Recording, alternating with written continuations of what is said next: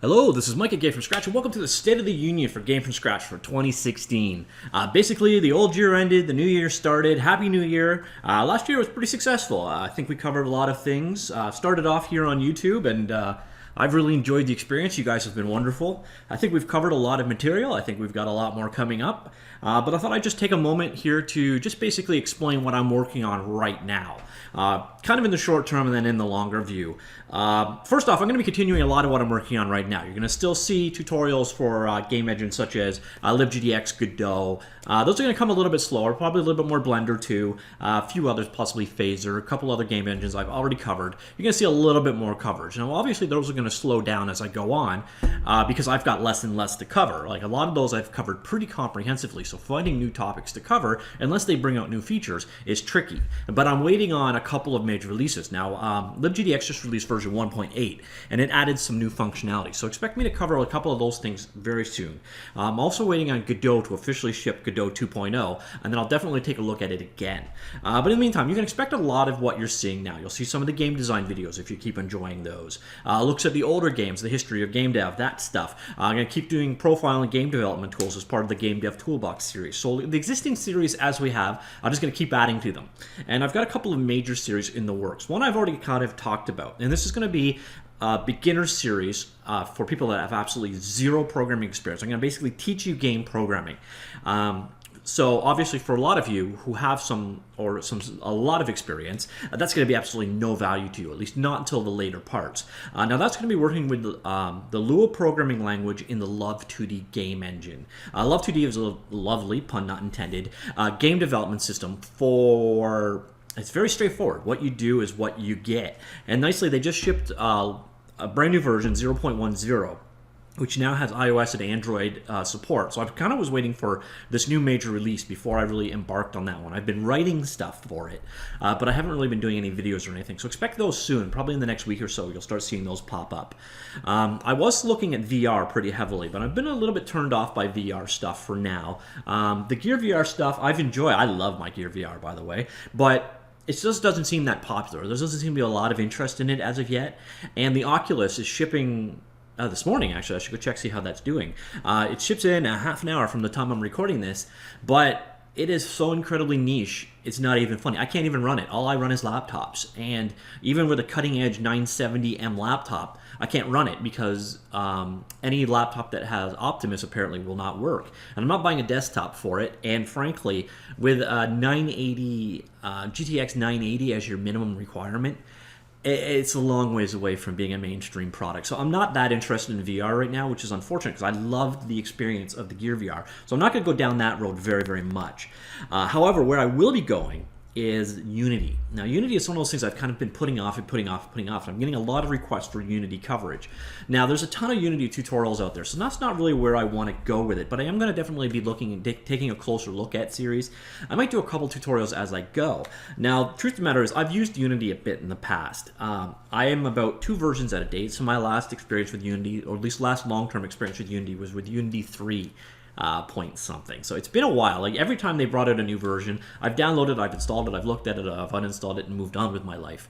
So now I need to focus a little bit more on Unity as well, especially even just so I can compare it to other engines. It's one of those engines it's just sort of the 900-pound gorilla in the room. So I like fighting for the underdog. So I don't pay a whole lot of attention to it, and I probably should. It is a very important engine, and it's something that deserves more coverage. So I'm going to be jumping into Unity on my own the next little bit. Now, there's a lot to learn there, and unfortunately, since so many people learn it so well and know it so well, I got to get up to speed pretty competently before I can, compare it to other engines. Otherwise, there's going to be a lot of people out there that go, "Oh no, you're completely wrong about this," blah blah blah blah blah. So what I've decided to do, instead of just being silent for the next couple of weeks as I learn Unity, I think I'm going to do a series actually on learning Unity. So if you already know Unity, no value to it all.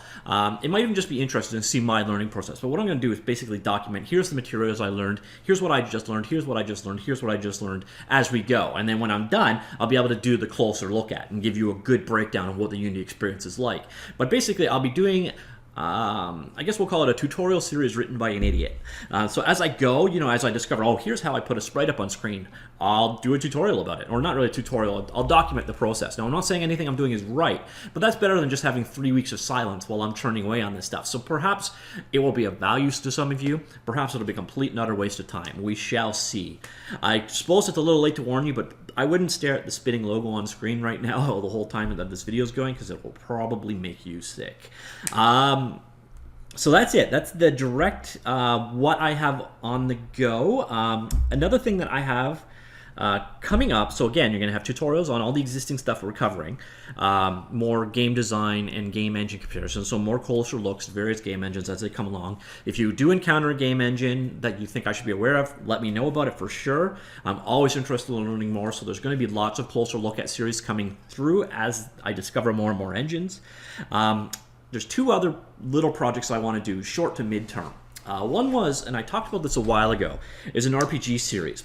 And I was going to do a complete RPG game engine in Godot. So basically I was going to create the level editing tools, dialogue tools, internationalization tools, pathfinding systems, etc. All the stuff that you use for a role-playing game.